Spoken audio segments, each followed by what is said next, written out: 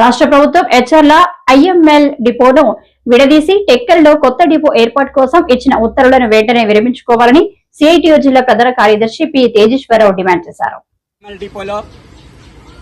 హెచ్ఆర్ల మండలము ఐఎంఎల్ డిపోలో పనిచేస్తాను. మేము నేటికి 3 తరాలుగా మేము పనిచేస్తాము. ఇప్పుడు గతంలో ఒక డీలర్లో అడిగినప్పుడు కూడా డిపో విడదీయలేదు. కానీ ఇప్పుడు వీళ్ళు మంత్రులేమే ప్రభుత్వం ఏమే వీళ్ళు స్వప్రయోజనాల గురించి అక్కడ టెక్కల డిపో ఏర్పాటు చేయడము అది మహా గొప్ప ఘోరమైనది.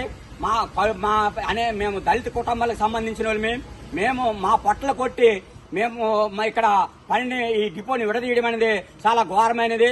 మేమంతా రోడ్డును పడవలసి వస్తుంది. కానీ ఈ భూములు అన్ని 4 ఎకరాలు కూడా మేము దళిత భూములు. గతంలో మేము ఇక్కడ ఏదో అల్పహారాలు పండించుకొని జీవనోపాధి గడిపించోళ్ళమే.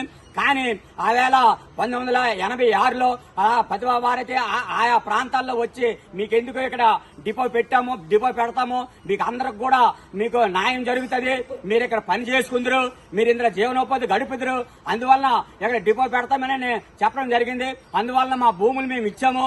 ఇక్కడ డిపో ఏర్పడింది. అప్పటి నుండి 3 తరాల నుండి మేము ఈ జీవనోపాధి దీని మీద ఆధారపడి 350 కుటుంబాలు మేము బ్రతుకుతున్నాము.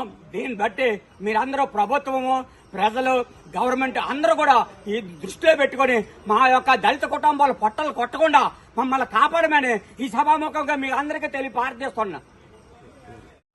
హెచ్ఆర్ల మండలం హెచ్ఆర్ల గ్రామంలో 1986లో మొత్తం ఇక్కడ ఉండే దళిత కుటుంబాలకు సంబంధించినటువంటి జాతీయ రహదారి పక్కన కోట్లాది విలువ చేసే 4 ఎకరాల భూముల్ని ఆ రోజు రాష్ట్ర ప్రభుత్వం తీసుకోవడం జరిగింది.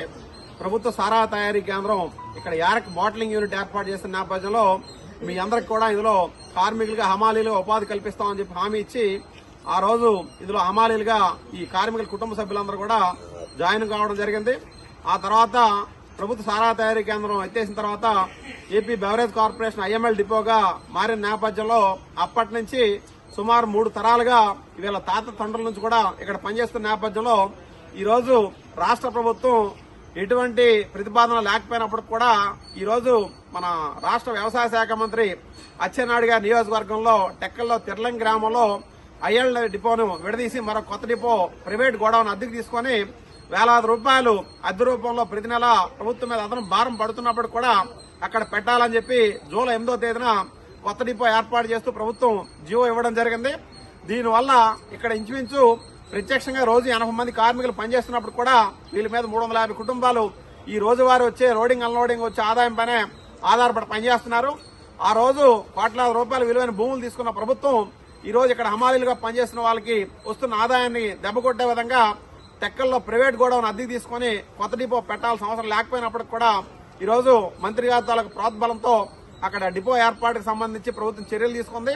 ఇప్పటికైనా సరే ఈ రోజు దళితులు పేదల పట్ల మీకేమైనా చిత్తశుద్ధి ఉన్నట్టయితే ఆ టెక్కల్ డిపో ఏర్పాటు వెంటనే రద్దు చేసి హెచ్ఆర్ల ఐఎంఎల్ డిపోని యథావిధిగా కొనసాగించాలని చెప్పి డిమాండ్ చేస్తాం.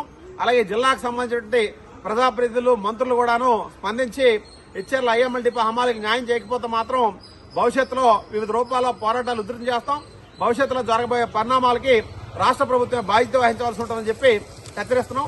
పి తేజేశ్వరరావు, సిఐటి జిల్లా ప్రధాన కార్యదర్శి, శ్రీకాకుళం.